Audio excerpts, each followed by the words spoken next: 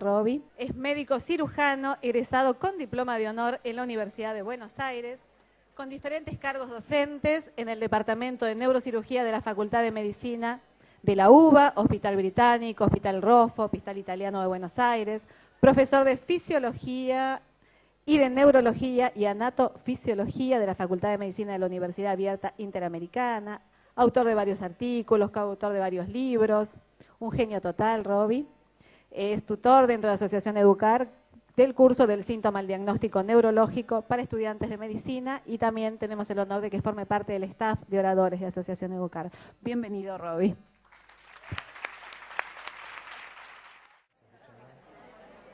Hola, buenas tardes. ¿Se escucha?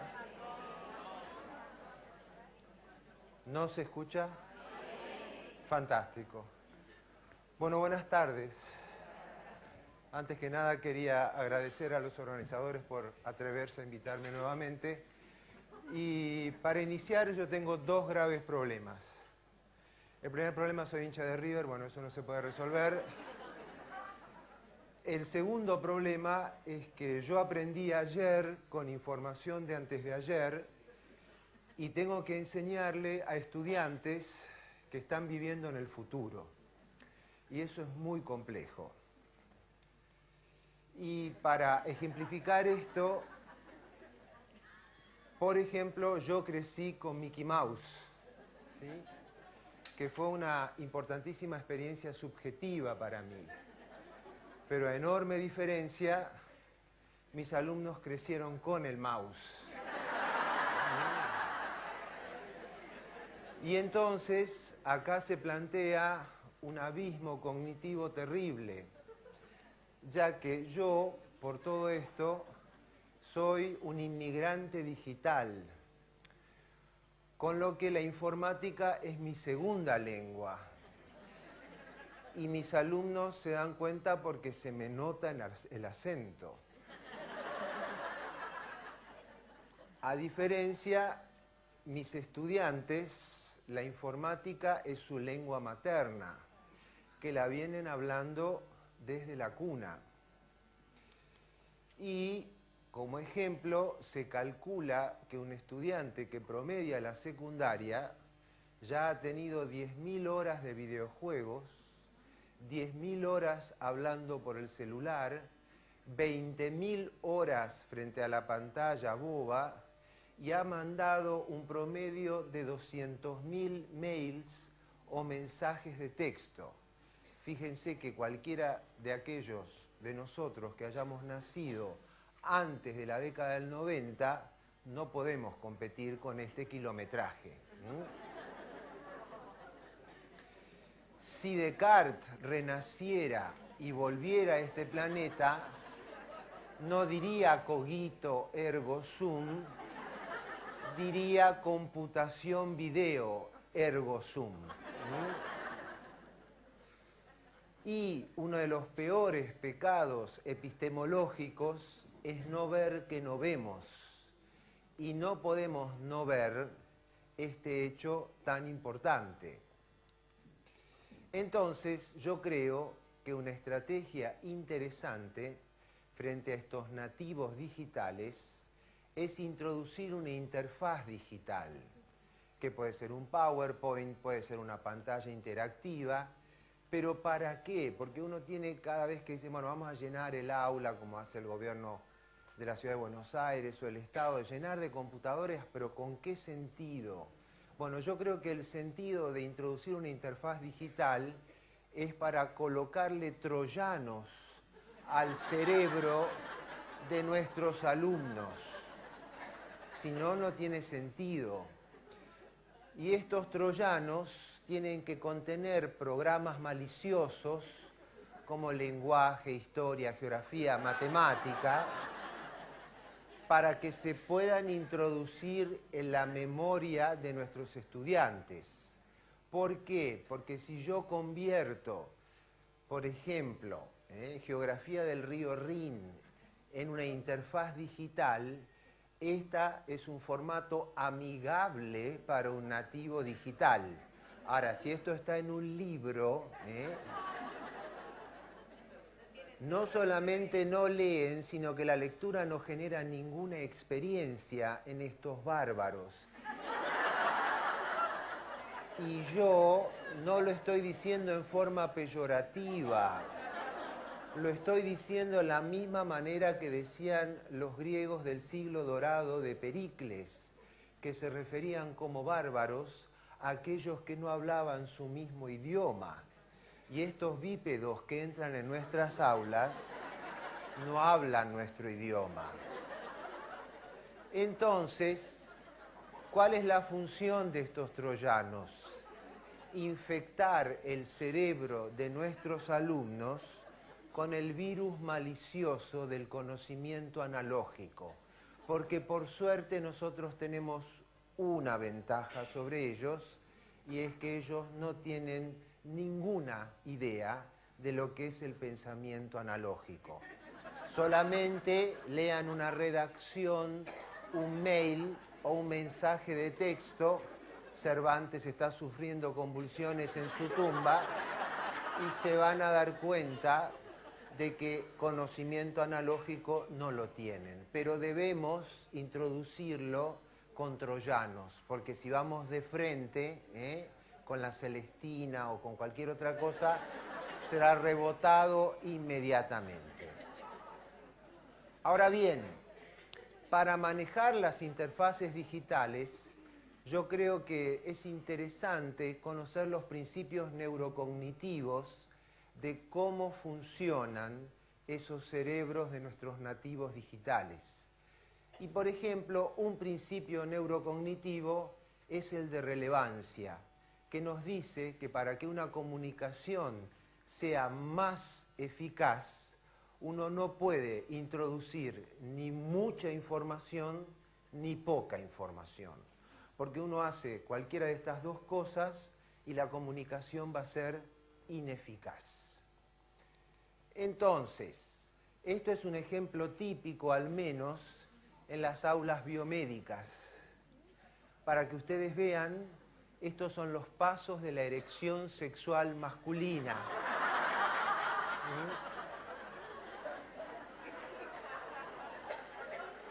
Esta imagen me lleva a mí a múltiples reflexiones. La primera reflexión es que todavía es un milagro que yo tenga una erección cuando vuelvo de noche a casa.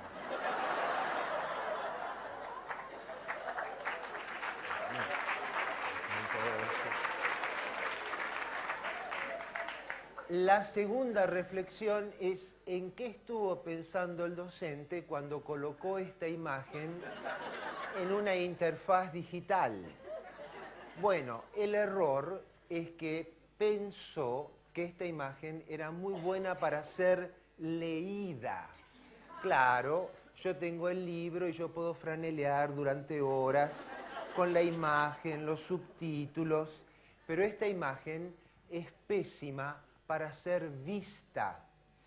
Este docente no está alfabetizado visualmente. ¿Y qué es lo que no tuvo en cuenta este docente? No tuvo en cuenta el principio básico de todo presentador visual, que es la técnica KISS. Keep it simple, stupid. Manténla simple, estúpido. ¿Qué quiere decir? Que la mejor imagen es la más sencilla. Cuanto menos flechitas, crucecitas y palabritas, mejor la va a recibir el nativo digital. Entonces, cuando ustedes quieran comunicarse visualmente, vayan por las imágenes sencillas. Luego, hay muchos docentes que no se dan cuenta, especialmente cuando hablan con nuestros bárbaros, que en la batalla de Maratón no ganaron los persas, ganaron los atenienses, y que el estilo de la península ática era el lacónico, así como habla Schwarzenegger en Terminator. Entonces, lo que se recomienda en el estilo de comunicación con ellos es el estilo de la escuela de periodismo, sujeto, verbo, complemento y nada más. O lo que ahora se habla como el E-estilo. Algunos de los que están aquí son tan viejos como yo y alguna vez en su vida habrán escrito una carta. Bueno, ustedes recuerdan cuando escribíamos cartas y ustedes decían, en esa carta escribían, estimado Carlos, espero que al recibir la presente misiva, vos y los tuyos gocen de buena salud. El motivo de esta carta es recordarte que el verano pasado me prometiste enviarme unos salames. Sin otro motivo y quedando a tu entera disposición, me despido con todo cariño de vos. Cariños, Robbie. Ahora, si ustedes mandan un mail, dice Carlos, mandame los salames. Bueno, muy bien. Este es el estilo que le gusta a nuestros nativos digitales. No se olviden, porque si ustedes les hablan con el estilo asiático, lleno de adjetivos, gerundios, no van a entender nada. Luego, otro principio neurocognitivo muy importante es el de notabilidad. La atención es captada y dirigida hacia las grandes diferencias perceptibles. Este principio es muy importante. Por lo tanto, un buen docente tiene que ser como un pavo real, tiene que llamar la atención. ¿Cuántas veces estamos en el aula y nos escuchamos decir, préstenme atención? ¿Sí? Y en inglés es peor, porque en inglés hay que pagar guita para que nos presten atención. Estos docentes, además, deben recordar, si alguno ha sacado un crédito, que si piden prestado hay que devolver con interés. Entonces, lo conveniente, y siguiendo este principio de notabilidad, que ustedes hagan una gran diferencia perceptible en el aula, si no los nativos digitales no le van a prestar atención. Porque yo, ¿qué problema tengo en el aula? Yo en el aula no cambio de color. Soy una sola pantalla, no hay varias pantallas, no tengo música de fondo, entonces tengo que ser un gran pavo real para no pedir prestada la atención. Por lo tanto, yo utilizo la pedagogía de Charlize Theron y Brad Pitt. Cuando yo venía para acá, psicóticamente, pensaba que todas y todos los que están acá habían venido desesperados para verme a mí. Habían venido para ver mis dorados cabellos, mis atractivos ojos, mis carnosos, voluptuosos y sexuales labios, mis torneados muslos y mis firmes glúteos. Esto es cierto, es muy lindo, muy interesante la interfaz digital, pero ¿quién es más importante? Yo. Porque yo para ustedes debo ser Charlize Theron y Brad Pitt. Esto es una suerte porque quiere decir que aún en la educación lo más importante es la interacción humana. Y por más que intenten cambiarnos por tecnología, una máquina no puede dar valores éticos, no puede dar ejemplos, la máquina puede dar contenidos, es cierto, pero no les puede enseñar a pensar ni a razonar. De ahí que sea tan importante que ustedes se conviertan en las Charlize Theron y los Brad Pitt del aula para lograr estas diferencias perceptibles. Luego, para mí, una buena clase es como un choripán. No se preocupen, estoy correctamente medicado. O sea, es un choripán invertido. Chorizo, pan, chorizo. ¿Qué quiere decir esto? Quiere decir que la parte que más le interesa a sus alumnos es la introducción y las conclusiones. Y lo que ustedes más analmente preparan, que es el desarrollo, a los alumnos no les importa un corno. Yo soy un voyerista y me gusta ir a ver las clases de mis colegas y me siento en el fondo de una clase con un cronómetro y lo prendo. y a los 10 a 15 minutos los culitos se empiezan a mover y las cabecitas se empiezan a girar, y eso quiere decir que la atención hace Mayday, Mayday, Mayday, hasta que el docente dice, bueno, para terminar, y ahí de vuelta, ¿sí? Y ya hay múltiples estudios neurocognitivos que demuestran que el medio de una clase es una amplia desperdiciolandia cognitiva, ¿sí? Entonces, después vamos a insistir con esto, pero además hay múltiples trabajos, hay una encuesta muy interesante sobre 2.000 egresados de la UCLA, donde dicen que lo que más les importó fue cómo empezaba y cómo terminaba el docente, y que el medio sea lo menos doloroso y lo más corto posible, ¿eh? Entonces, ¿cómo hay que empezar una clase? Una clase hay que empezar sorprendiendo al alumnado, ¿eh? Hay que empezar entrando desnudo, disfrazado de gatúbea, de espermatozoide, de trompa de falopio. Si tiene relación con el tema, mejor. Si no, no importa. ¿Por qué? Porque su alumnado está aquejado de una enfermedad endémica que se llama septicemia, ¿eh? Esta enfermedad, su fisiopatología, es la atrofia de los órganos de atención y motivación por centenares de clases aburridas. Entonces, cuando entra una profesora disfrazada de trompa de falopio, los alumnos dicen, ¡upa! No sé si será buena, pero es diferente. Y ahí ustedes logran el famoso gancho de atención. Y ahí no van a tener que pedir prestada la atención.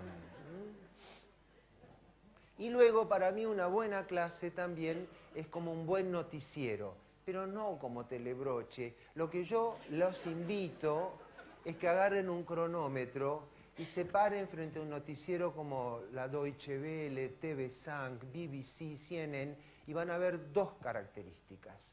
La primera característica es que ninguna noticia dura más de 5 minutos, conceptos breves. Y luego que van de Tanzania a Uzbekistán, de Uzbekistán a Canadá, de Canadá a Belice, o sea, conceptos breves y dinámicos. Y eso es lo que uno tiene que realizar en la clase. ¿Por qué hacen esto los noticieros? Porque saben que su auditorio tiene una poderosa máquina de hacer zapping y los alumnos le hacen zapping a ustedes, ¿eh? Los alumnos parecen que están con los ojitos abiertos, pero de pronto les van a dar 90 o 120 segundos de gracia, y si se aburren, hacen zapping. ¿Y dónde van todos los alumnos que hacen zapping? Yo los divido en 3 grupos: perdidos en sus fantasías sexuales, perdidos en el espacio, y los que directamente entran a dormir con los ojos abiertos. Y ustedes no los pueden recuperar. Entonces, por eso es tan importante seguir esta estrategia de los noticieros internacionales. ¿Por qué? Porque ya está estudiado que la atención de un bípedo áulico no dura más de 15 minutos. No intenten. Yo sé que están programadas por un señor que está en una torre de marfil que en su perra vida dio una clase de 120 minutos, que eso solamente en un campo de concentración se debe hacer, pero la atención focalizada, concentrada, comprendiendo, tomando apuntes, 10, 15 minutos. Yo en la universidad a veces ni 5 minutos tengo de atención, y yo después veo Mayday, Mayday, Mayday, y bueno, y ahí hay que cortar, y déjenlos que se nicotinicen, se perglucemien, se hidraten, hagan karate, do, lo que sea. Ustedes quieren algo más productivo, dinámica de grupos, brainstorming, gamestorming, lo que ustedes quieran, pero corten con la clase teórica pasiva, porque no hay más atención. Muy bien, y esto no funciona. Luego, siempre cuando ustedes utilizan interfaces digitales, hay algún momento en que ustedes quieren guiar los ojitos de su auditorio a un punto determinado en la pantalla, ¿no? Entonces, muchos dicen, muy fácil, el láser, ¿eh? Bueno, una pregunta. ¿Hay alguien aquí en el auditorio que tenga la puntería de un tirador de élite? entonces ninguno de ustedes puede usar el láser. Yo tengo clasificado a los utilizadores de láser, ¿eh? Primero, lo que está... ¡Ah, merda!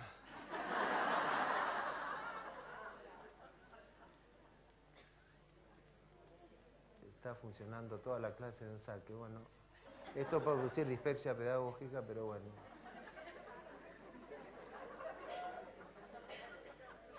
Despacito. Despacito. Hay que darle con mucho cariño esto. Muy bien. Entonces, tengo clasificado a los utilizadores del láser, ¿sí? Uno es el bailarín, ¿eh? El que está con láser bailando por las paredes y quemando la retina del auditorio, ¿eh? El otro es aquel que, como no tiene el pulso, ¿eh?, de un tirador de élite, aunque está así patéticamente, traza un electrocardiograma sobre la pantalla, ¿eh? A ver si funciona esto. Luego está el otro, que es el peor de todos. Es el que mientras dice, por ejemplo, sustantivo, frenéticamente rodea la palabra sustantivo. Yo tengo que decirle, flaco, no soy ciego, no soy sordo, para eso no se necesita el láser. Y luego hay algo que viene en el lenguaje corporal. Muy bien, ¿qué es lo primero que hace alguien que agarra un láser? Le da la espalda al auditorio. Y de Charlize Theron y Brad Pitt, ¿qué me empieza a dar la clase? Un culo gomoso y caído, una calvicie incipiente y un par de omóplatos. Y yo no vine acá para que me dé la clase un glúteo caído y gomoso.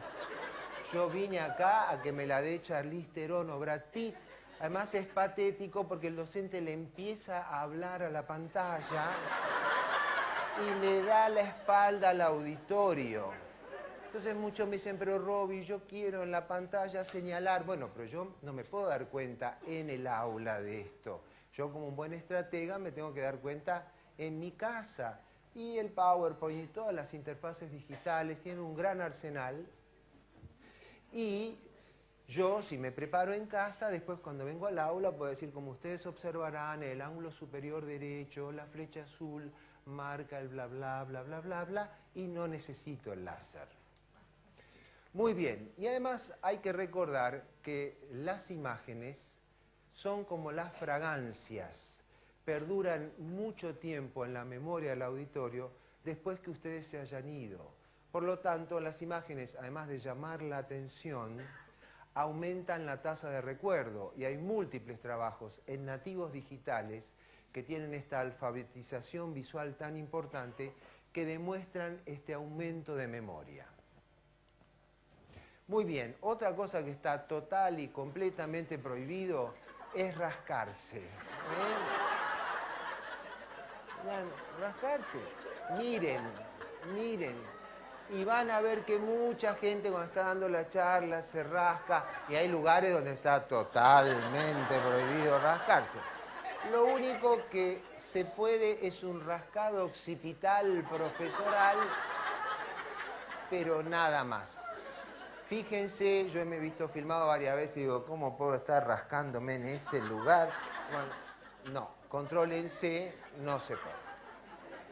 Muy bien. Otro principio neurocognitivo muy importante es el de la discriminabilidad, que dice que hay que dar contraste para poder diferenciar los mensajes. Sin contraste no se diferencia.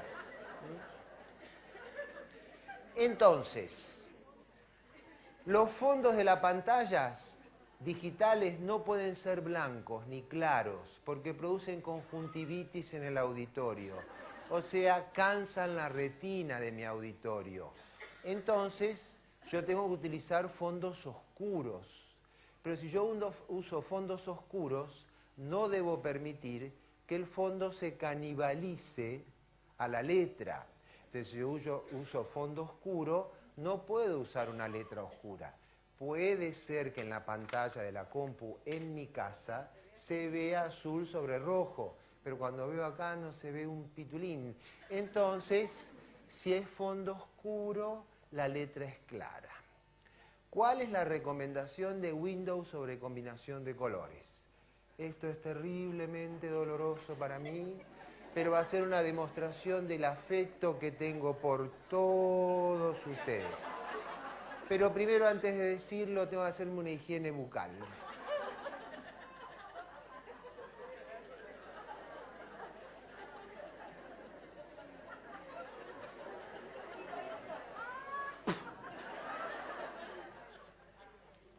Boca Racing.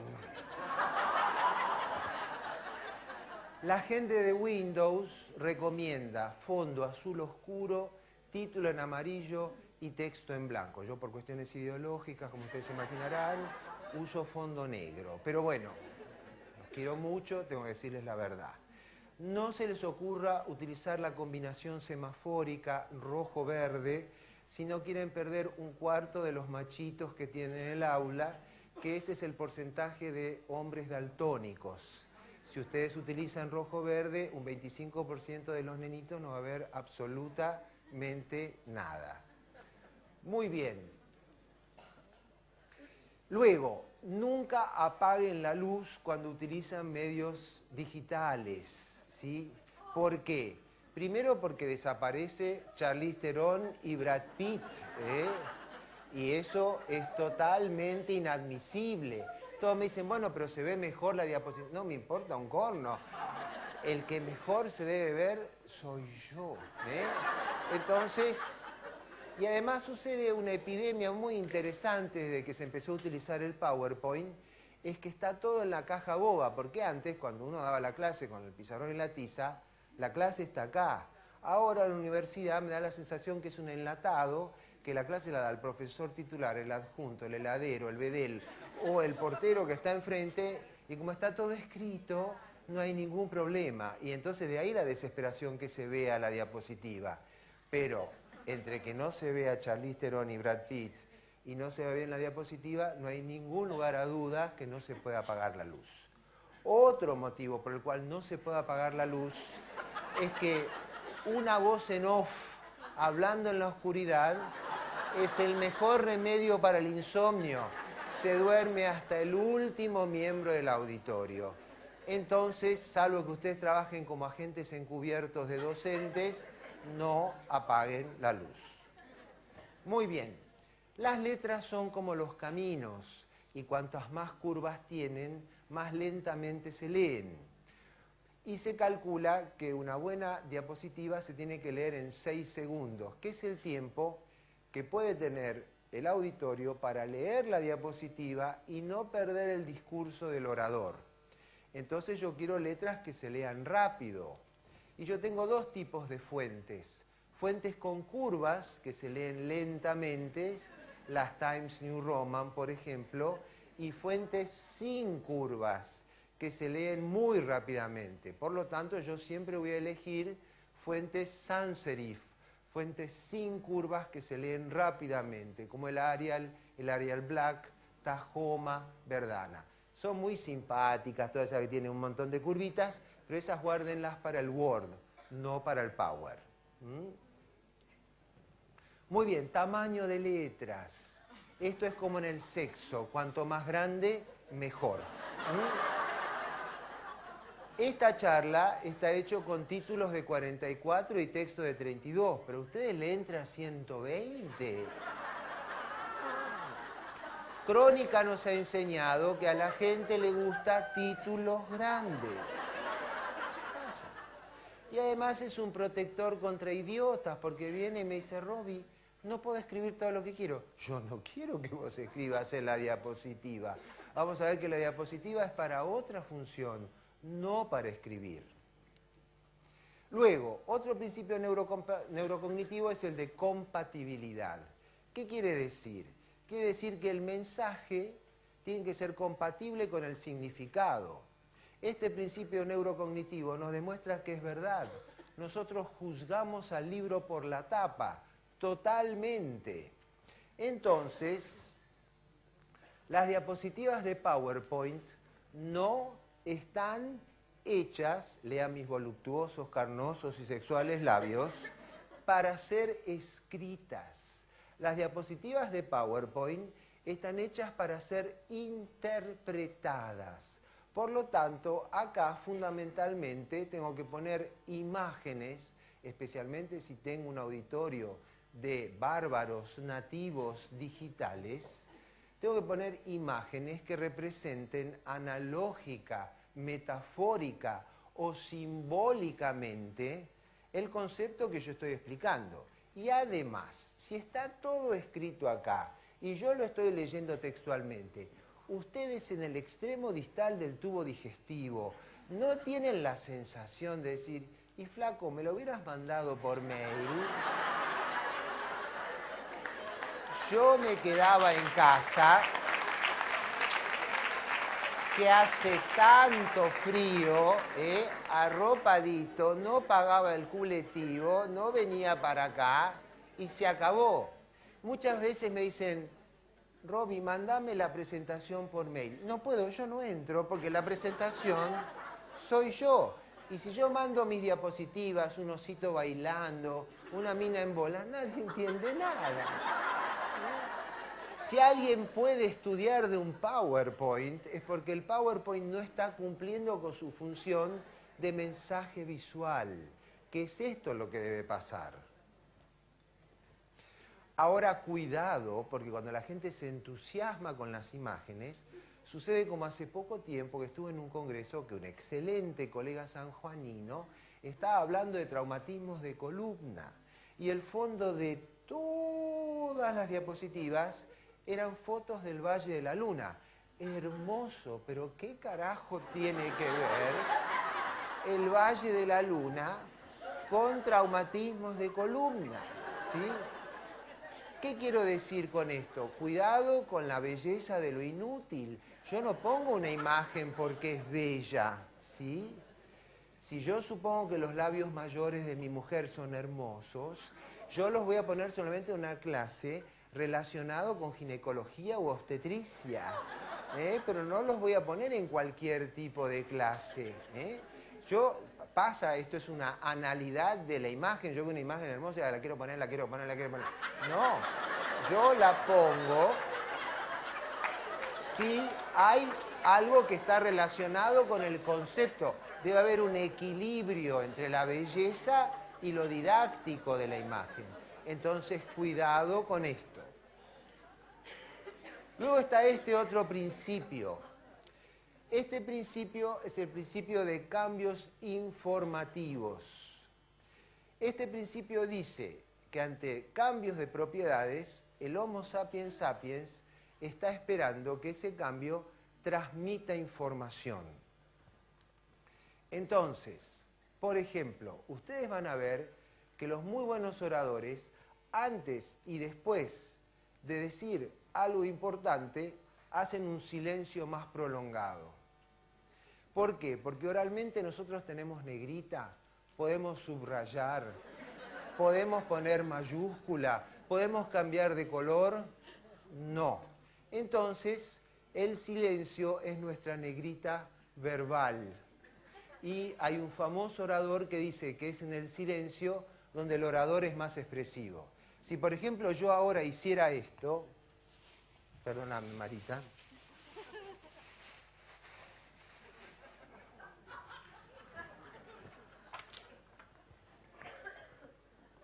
Usted diría, bueno, este idiota ahora, ¿qué va a hacer? ¿Sí? Este es un cambio de propiedad que debería transmitir alguna información. ¿Está entendido? Muy bien, nunca lo hagan en clase. Entonces, ¿a ustedes no les pasó alguna vez que se han escuchado en el contestador y han dicho, esa es mi voz? Sí, cretino, y es la voz que escuchan tus alumnos. Entonces, un muy buen consejo, pasen un día con su voz, grábense y escuchen todas las calamidades que hacen con la voz, Está el decadente, el que empieza a hablar bien y después lentamente va cayendo porque no tiene capacidad pulmonar. Está la ametralladora, el que no termina una palabra y empieza otra. Está el labios suturados, el que no aprendió que para hablar hay que abrir la boca.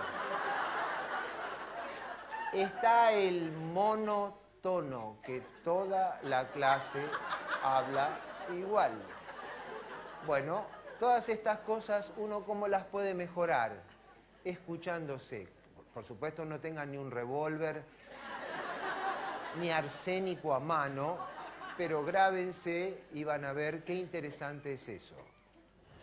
Luego, muletillas.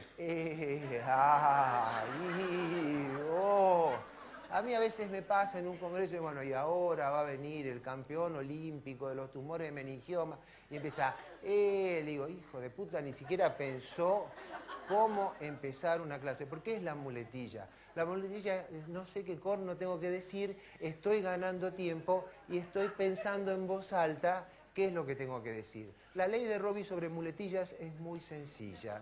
Son inversamente proporcionales a la cantidad de veces que yo ensayé la charla en mi casa.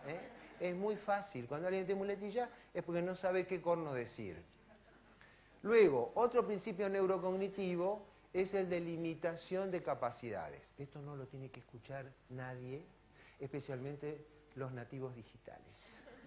Este es un secreto. ¿Ustedes se acuerdan eso de que el saber no ocupa lugar? Es mentira. Es mentira. El Homo sapiens sapiens tiene limitadísimas capacidades cognitivas. Y entonces, estas limitadísimas capacidades cognitivas hace que pueda procesar muy poca cantidad de información. Por lo tanto, esta afirmación, menos puede ser más, debe ser tenida en cuenta cuando uno le va a regurgitar esa avalancha de información. Porque uno muchas veces cuando la gente dice, ¿querés ver lo que yo sé? Y el Etna y el Krakatoa y este volcán chileno son un poroto encima del derrame cognitivo que hacemos. Cuidado con esto. Entonces, ¿cuál es el principio que hay que seguir? Ningún buen docente coma en McDonald's. ¿Por qué? Porque ¿cuál es la estrategia publicitaria de McDonald's? Bueno, todos sus sándwiches empiezan con el adjetivo big. Y yo tengo con esto una discusión sexual con mi mujer, pero no me cree, tratando de defender mi chisito, pero yo le trato de explicar que cantidad no significa calidad. McDonald's los trata de engañar diciendo que cuanto más grande el sándwich, mejor. Y depende de cómo está hecho el sándwich, ¿sí? Y esto es lo que nosotros a veces hacemos en las clases. Confundimos cantidad con calidad. Y en realidad hay una lucha a muerte entre la profundidad, o sea, la cantidad, y la claridad. Y uno debe hacer una elección previa pedagógica. Yo siempre prefiero sacrificar la cantidad con respecto a la claridad, porque ni el Maradona de la docencia puede lograr ambas cosas simultáneamente. Entonces, 3 consejos para lograr la mejor clase del mundo. 3 consejos. Se lo garantizo yo, como Sprayet, si no, le devolvemos la plata. Bueno, estos 3 consejos es que la charla sea breve, que la charla sea corta y que no sea larga. Si ustedes siguen estos 3 consejos, yo se los puedo asegurar, tienen la mejor charla del planeta. Garantizado por Robbie incorporado. Muy bien. Luego está este otro principio, el principio del conocimiento apropiado. Yo antes de dar la charla tengo que hacer marketing en mi auditorio de alumnos. Yo tengo que conectarme con lo que ya saben. Esto es el viejo concepto de aprendizaje significativo. Yo tengo que planificar mi estrategia en base a los conocimientos previos. Yo tengo que conocer cuáles son sus conceptos conocidos, cuál es la jerga que manejan, y de aquí entonces esta afirmación, conoce a tu auditorio como a ti mismo. porque si no, yo por ejemplo empiezo cuarto grado, y en cuarto grado el programa curricular es este. Y ni siquiera yo puedo dar por sabido o por seguro que lo de tercero lo saben o lo recuerdan o lo aprendieron. Entonces yo esto lo tengo que conocer porque si no voy a fracasar miserablemente. Luego, tengo que ser un buen gastroenterólogo. ¿Por qué? Porque cuántas veces hemos escuchado a nuestros alumnos decir, me tuve que tragar esa clase, ¿sí? Y cuando alguien se traga algo, no lo absorbe. O lo vomita o lo caga. Y yo quiero que mi clase sea absorbida. Y como ninguno de nosotros da clases de un currículum planificado por uno mismo, hay muchas veces que está arriesgándose a dar una clase que debe ser tragada. Entonces, como un buen gastroenterólogo, le pongo un poquito de patalgina acá, buscapina allá, reliberan más acá. Esto es la famosa transposición didáctica, porque si yo no hago esto y la tragan, ustedes vayan al inodoro o al mingitorio del baño que les corresponda por su aula y van a ver ahí todo depositado rápidamente, ¿sí? Luego, yo he ido a pescar varias veces, me encanta pescar, y a mí la comida que más me gusta es frutilla con crema. Y he ido a pescar y puse en el anzuelo frutilla con crema y lo único que pesqué es un resfrío. Y cuando puse estas asquerosas lombrices en la punta del anzuelo, ahí pesqué un montón. Y uno inconscientemente prepara una clase como le hubiera gustado a uno cuando era alumno. Bueno, ese alumno, si ustedes quieren, lo pueden conocer, está en la Facultad de Ciencias Naturales de La Plata, lo exponen en un ángulo perdido, ya no está más. Entonces, ustedes no den una clase como le hubiera gustado a ustedes, que es como querer pescar un pez con una pizza a los cuatro, no sé, una pizza con jamón y morrones. Ustedes lo que tienen que hacer es poner lombrices en la punta del anzuelo para que los bárbaros digitales posmodernos puedan picar, porque si no van a fracasar siempre. Luego, muchos me preguntan, ¿y Robin, no puedes dar una clase desnudo? Sí, por supuesto. ¿Qué quiere decir esto? Dar una clase sin apoyos digitales. Pero hay que ser muy bueno, hay que ser muy carismático, hay que estar muy en onda con los bárbaros digitales, a la altura de, como dicen los gallegos, de un torero que puede torear sin capote o de un cantante que puede cantar a capela. Si ustedes están en ese nivel de onda con los bárbaros, fantástico. Si no, yo aconsejo ir apoyado por este medio audiovisual. Y muchos preguntan, ¿y por qué? ¿Por qué el PowerPoint? ¿Por qué las imágenes? Bueno, el ejemplo es muy sencillo y yo siempre cuento lo mismo, cuento mi propia historia.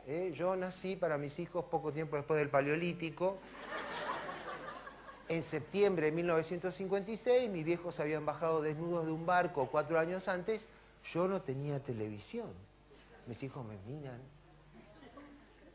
me ponen casi poco después del Big Bang y le digo, mira, sí. Y en realidad había una señora en la cortada en Pasaje Inca que tenía una televisión, pero de todas maneras había 4 canales, no había control remoto. A ver, mira. Blanco y negro.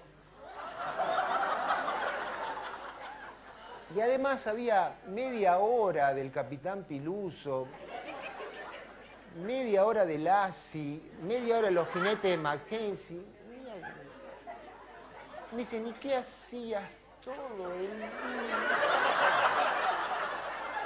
Digo, bueno, por suerte estaba la Plaza Almagro cerca, agarramos una naranja con unas medias y jugábamos al fútbol eludiendo el bebedero y por suerte teníamos pornografía gratis. Sí, papá, sí, porque estaba la empresa de mudanzas que tenía un cartel enorme que decía, verga, hermanos.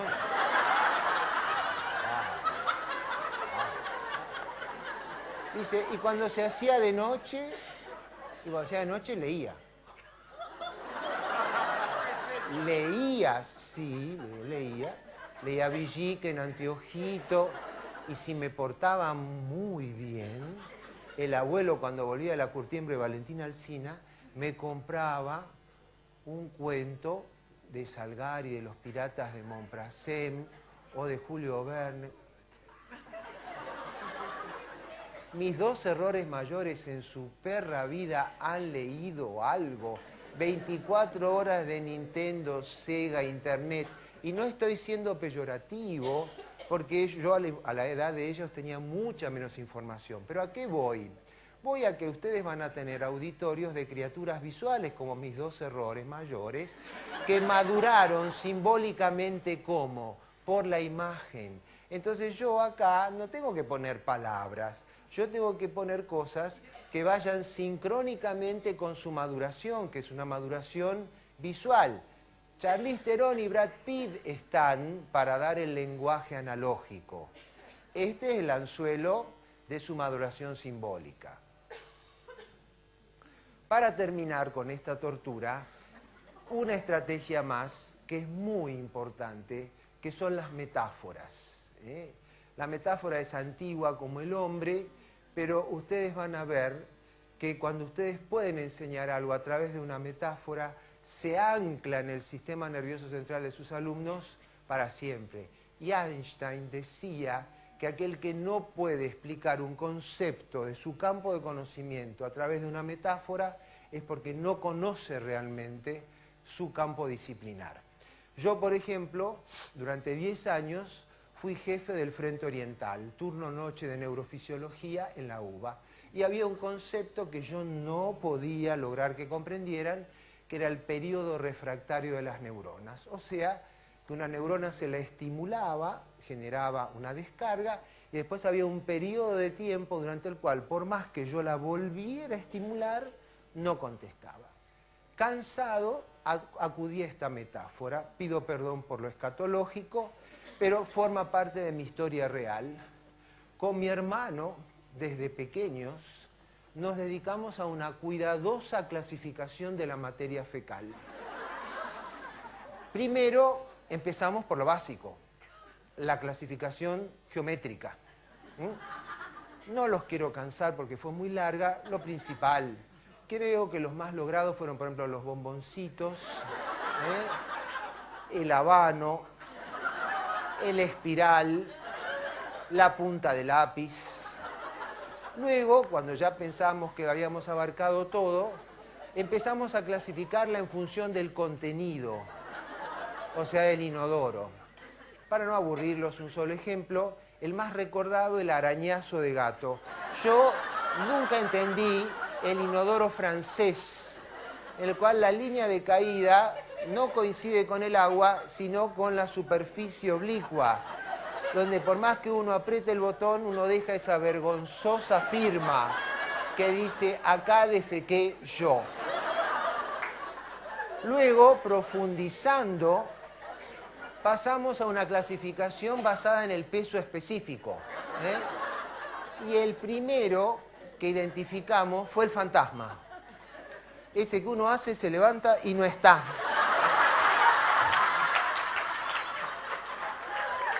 Este es motivo a veces de consulta psiquiátrica, porque uno dice, yo hice. Pero quédense tranquilos, porque con mi hermano lo estudiamos, y es que debido a su bajo peso específico es chupado rápidamente por la cañería, y por eso esa sensación hasta alucinatoria. ¿Sí?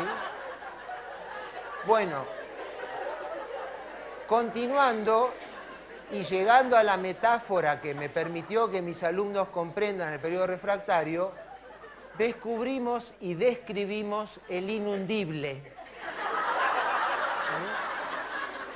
Aquel que ustedes apretan, no se va. Y apretan y no se va. Por un motivo que nosotros nunca comprendimos, y eso que lo investigamos, el inundible frecuentemente sucede cuando, por ejemplo, van por primera vez a la casa de los padres de la novia, donde uno frenéticamente aprieta, porque ya está viendo la cara del padre, que dice, ¿quién fue el hijo de puta que no apretó? Que da ganas de agarrar el sorete con una mano y ponérselo en el bolsillo. Muy bien. estudiando al inundible, me di cuenta que el botón del inodoro era igual que el periodo refractario de una neurona. Porque por el frenesí uno no espera y quiere apretar y apretar. Y ustedes pueden creer que con esto yo logré que mis bárbaros lo aprendieran. Peor, 5 años después volvían a intentar. Roby, ¿te acordás de lo del...? Muchísimas gracias.